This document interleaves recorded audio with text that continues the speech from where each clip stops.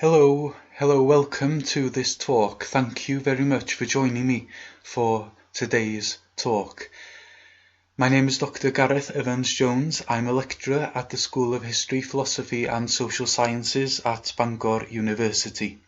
And as part of our school's celebration of Women's History Month, I'm going to give a brief talk on a very significant individual, a very significant woman, and a very important person whose contribution to religious history, to Welsh literature, and to social elements is immense.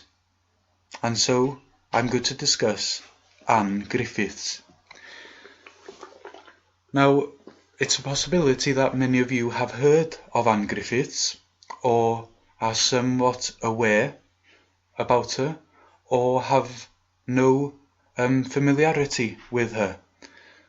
But just in a nutshell, it's important to note that Anne Griffiths is an important hymnist from Wales, and her hymns continue to be popular both in Welsh and in English. Indeed, among her most prominent hymns is There He Stands Among the Myrtles, Wel yn sefyll rhwng y myrtwydd, which is still quite a popular hymn sung in various settings today. So a bit of background about Anne Griffiths. Anne Griffiths was born in 1776 as Anne Thomas on a farm called Dolwar Fach in Montgomeryshire. Unfortunately, she lost her mother when Anne was only 17, and then she lost her father a decade later when she was 27 years of age. But Anne married a young man from the same parish in 1804, being Thomas Griffiths, and with that, Anne Thomas came to be known as Anne Griffiths, or indeed as Nancy Griffiths, as she would be known to her friends and close ones. Unfortunately, Nancy Griffiths, Anne Griffiths' life was cut short, and she passed away a year after marrying Thomas Griffiths in August 1805 at the early age of 29, after giving birth to a daughter, Elizabeth. What's even more tragic is that her daughter, Anne's daughter Elizabeth, was born on the 13th of July 1805 and died on the 31st of July, exactly 2 weeks before her mother would pass away. So in a sense, Anne had a very short life. One could argue a rather tragic life. But her life was significant and is significant for modern scholars, modern religious people, modern people in general, due to her significant contribution in various fields. Now, Anne's world. Anne Griffiths' time, being the last quarter of the 18th century, was a period of many changes and developments, and two significant changes were the French Revolution and the religious revival. Now, the French Revolution saw the dissemination of various ideals such as fraternity, egalitariety, and equality. And then the religious revival, also known as the Methodist revival, saw a new spurt of energy, a new spurt of religious zeal during the period. Now, Anne was brought up a staunch Christian. Indeed, her father was a member of the Anglican Church, the established church of Wales at the time, and he attended it regularly. Now, with this emphasis, it is not surprising that Anne became very familiar with the Bible and with Welsh Christian writings, aspects that would indeed influence her as a religious author in time. Now the Pont Robert Seiat. Seiat being a religious meeting or a discussion group.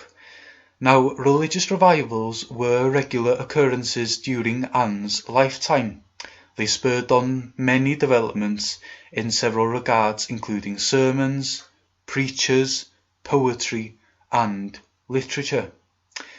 And Anne and her family were heavily influenced by this new religious revival, and nearly all of them converted to the Methodist Church, and with that they would regularly attend the Methodist meetings, also known as the Seiat. Now the Seiat would be held in Pont Robert in a Calvinistic Methodist chapel that was built in 1800.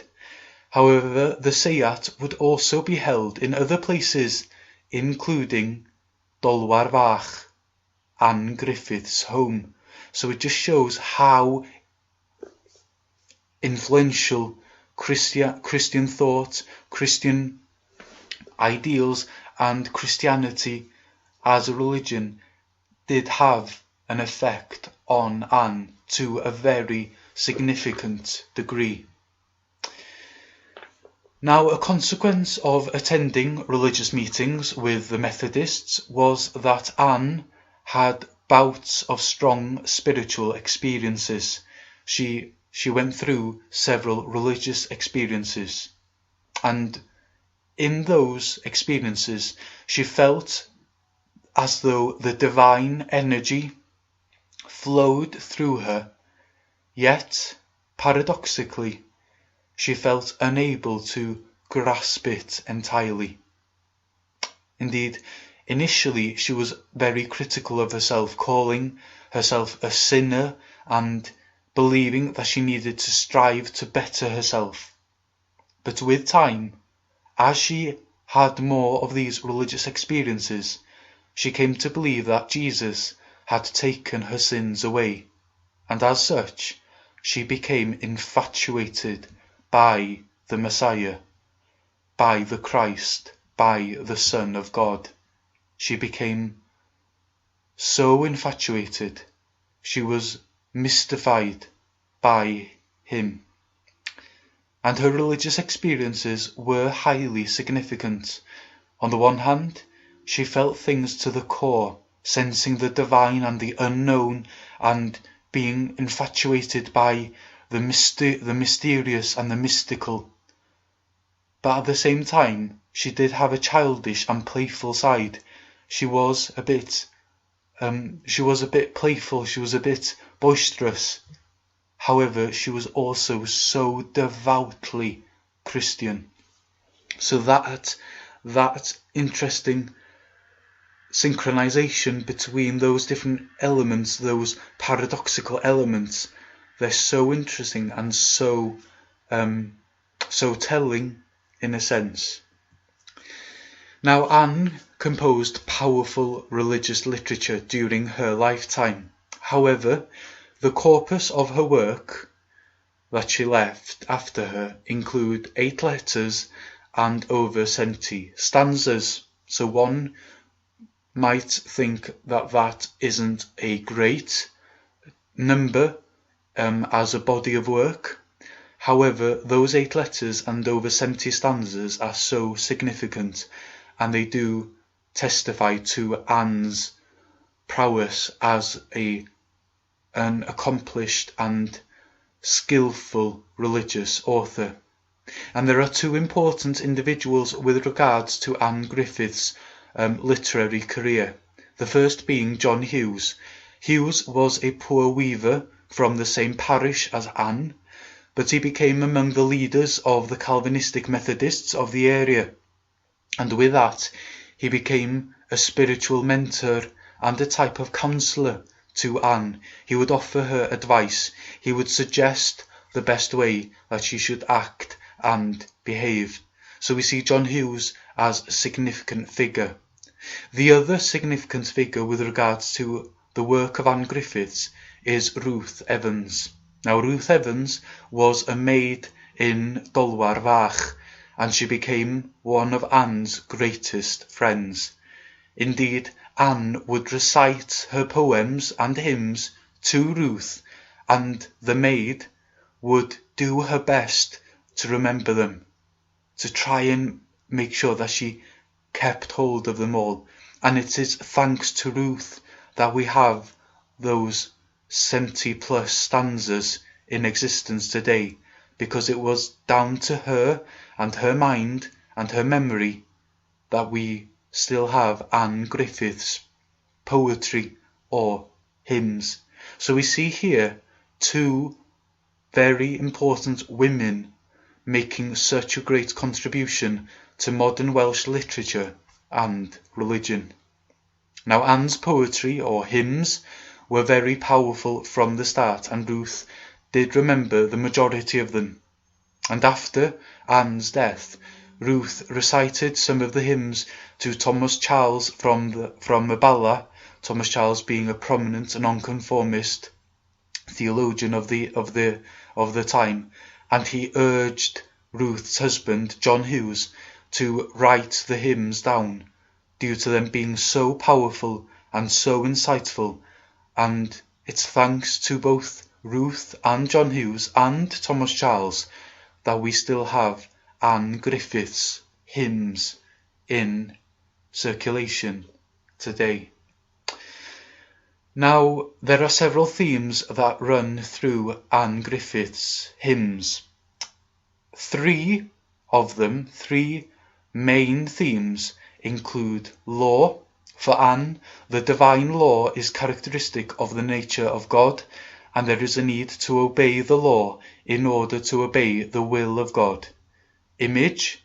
The hymns include a sense of longing for sanctity, a longing to conform with the pure laws of heaven, a longing for the image of Christ and God-man. There's a great sense of longing, hiraeth, a sense of longing for Jesus. She wants him to be with her. She wants to feel him. She wants to sense him. Again, this just shows how infatuated Anne was with Jesus Christ. And we see these aspects and many more clearly in her famous hymn, There He Stands Among the Myrtles, Welen Sefyll Rhwng y Myrtwydd. And who she refers to standing among the myrtles? Well, it is Jesus she refers to. And here's the hymn. There he, Jesus, stands among the myrtles, worthiest object of my love. Yet in part I know his glory towers all earthly things above. One glad morning I shall see him as he is. He is the beauteous rose of Sharon, white and ruddy, fair to see, excellent above 10,000 of the world's prime glories he. Friend of sinners, he is their pilot on the deep. What have I to do henceforward with vain idols of this earth? Nothing can I find among them to compete with his high worth. Be my dwelling in his love through all my days. And there we have Anne Griffiths, a significant hymnist, a powerful Christian, and a staunch poet. Her contribution to Welsh literature, to Welsh history, to Welsh culture, and to Welsh religion is significant, and Anne does deserve to be remembered at length, to be remembered widely, and to always be celebrated during Women's History Month and during every other month as well. This just shows one example of a very significant woman and how influential this woman and women in general can be, and that is definitely a source for celebration. Thank you very much for listening.